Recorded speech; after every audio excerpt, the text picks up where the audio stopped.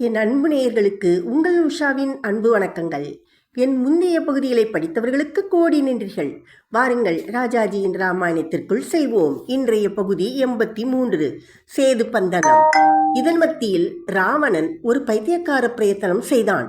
ஒரு சாரணனை அனுப்பி சுக்ரீவனை கலைக்க பார்த்தான். சுகன் என்ற அந்த அரக்கன் ஆகாய மார்க்கமாக வந்து சுக்ரீவனை தனியாக கண்டு அவனுக்கு சொன்னான், லங்கேசனான ராவணன் உம்மிடம் அன்பு கூர்ந்து என்னை அனுப்பியிருக்கிறான். நீரும் அரசன், ராவணனும் அரசன். ஊரிலிருந்து துரத்தப்பட்ட இந்த ராமனுடன் நீர் சேர வேண்டிய அவசியம் ஒன்றுமில்லை. ராமனுடன் சேர்ந்து ராவணனுடைய தீரா பகையை ஓர் அரசனாகிய நீர் ஏன் சம்பாதித்துக் கொள்ள வேண்டும்? நீ ராவணனுக்கு தம்பியை போன்றவர். ராமனுடைய மனைவியை ராவணன் விரும்பி அவன் ஏதேனும் செய்தால் அதில் உமக்கென்ன சம்பந்தம்? உமக்கு அதனால் என்ன நஷ்டம்? நீ சரியாக யோசித்து விவேகமாக நடந்து கொள்வீராக. நீரும் உம்முடைய படையும் கிஷ்கிந்தைக்கு திரும்பி போவதே விவேகம். இவ்வாறு சுக்ரீவனை கலைக்க பார்த்தான் ராவணன். சுக்ரீவன் சாரணனுக்கு சொன்னான், ஹே நீசனே, போய் அரசனுக்கு சொல்லு, நீ எனக்கு அண்ணனுமல்ல, நான் உனக்கு தம்பியுமல்ல. நீ துஷ்டன்.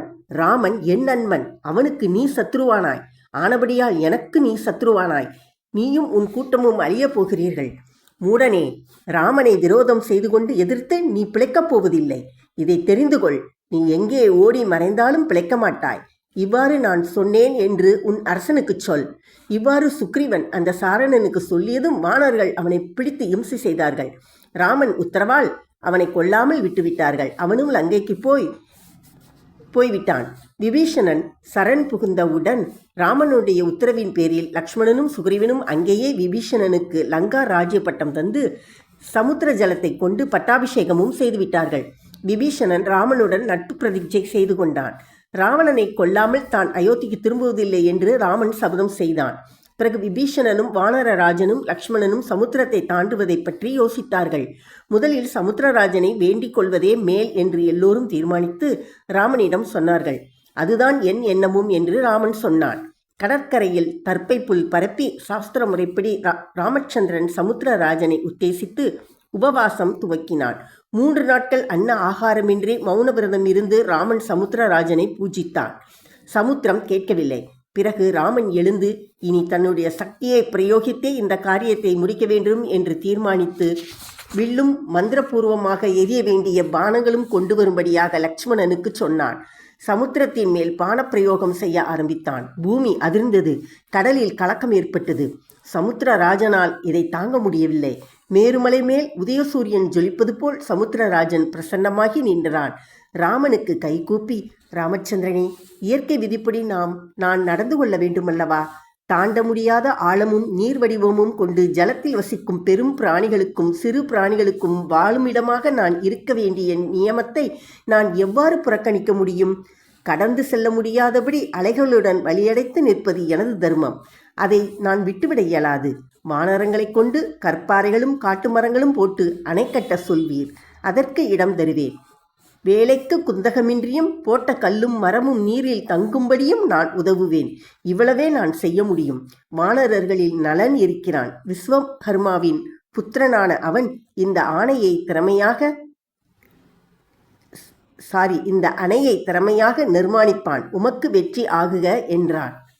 ராமச்சந்திரன் உத்தரவின் பேரில் சேதுபந்தன காரியம் துவக்கினார்கள். லட்சக்கணக்கான வானரர்கள் பெரிய ஆரவாரத்துடன் வேலை செய்து 5 நாட்களில் அணை கட்டி முடிந்தது.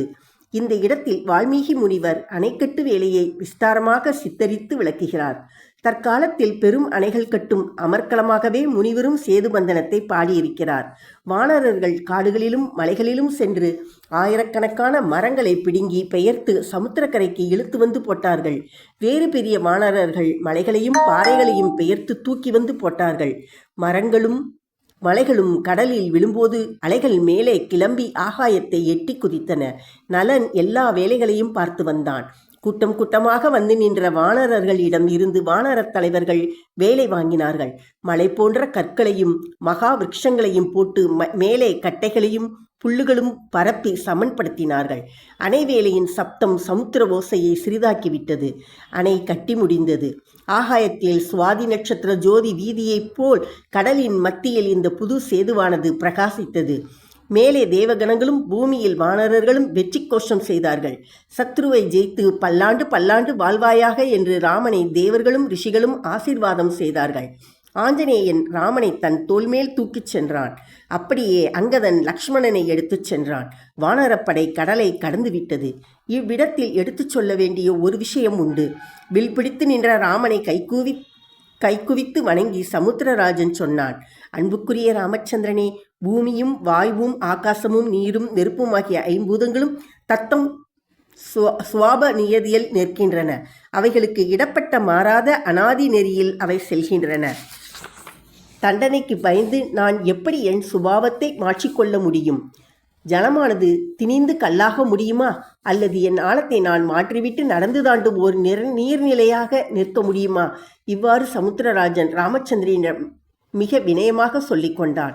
முனிவர் சமுத்திரராஜன் வாய்வழி நம்முடைய சாஸ்திரங்களின் அடிப்படையான தத்துவத்தை விளக்குகிறார். பிரகிருதிக்கும் ஈஸ்வரனுக்கும் உள்ள அனாதி சம்பந்தத்தை விளக்குகிறார். ஆண்டவனுடைய நியதியே பிரகிருதி. பிரபஞ்சம் தானாக நடப்பதற்காக இயற்கை நியதிகளை ஆண்டவன் அமைத்து விட்டான். அப்படியே கர்ம விதியும் பஞ்சபூதங்களும் உயிரற்ற பொருள்களும் ஜீவன்களும் இந்த சாசுவத நியதியின்படியே நடந்து கொள்ளும்.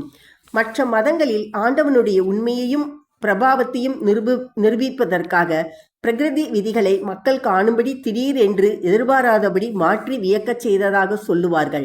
சுபாவத்துக்கு மாறாத நிகழ்ச்சிகளை வைத்து ஈஸ்வர நிரூபணம் செய்வார்கள். நம்முடைய சாஸ்திரம் அப்படி செய்வதில்லை. ஒரு மலையை கண்ணன் தூக்கினான். அந்த நிகழ்ச்சி நடந்தது. கண்ணனை பகவான் என்று நிரூபிப்பதற்காக அல்ல. ராவணனும் கைலாசத்தை தூக்கினான். அதனால் ராவணன் ஆண்டவனாகிவிடவில்லை. இந்து சாஸ்திரப்படி ஈஸ்வரனுடைய சங்கற்பமே இயற்கையும் காரண காரிய விதியும் பஞ்சபூதங்களின் மாறாத நியதிகளும் கர்ம விதியும். இது பகவத்கீதை 9வது அத்தியாயத்தில் விளக்கப்பட்டிருக்கிறது. வால்மீகி முனிவர் இதை சமுத்திரராஜன் பேச்சில் சுருக்கமாக வைத்து முடித்தார். இத்துடன் இன்றைய பகுதி நிறைவடைந்தது. நீங்கள் கேட்டதற்கு மிகவும் நன்றி. பிடித்திருந்தா கமெண்ட் பண்ணுங்க, சப்போர்ட் பண்ணுங்க, லைக் பண்ணுங்க. வணக்கம்.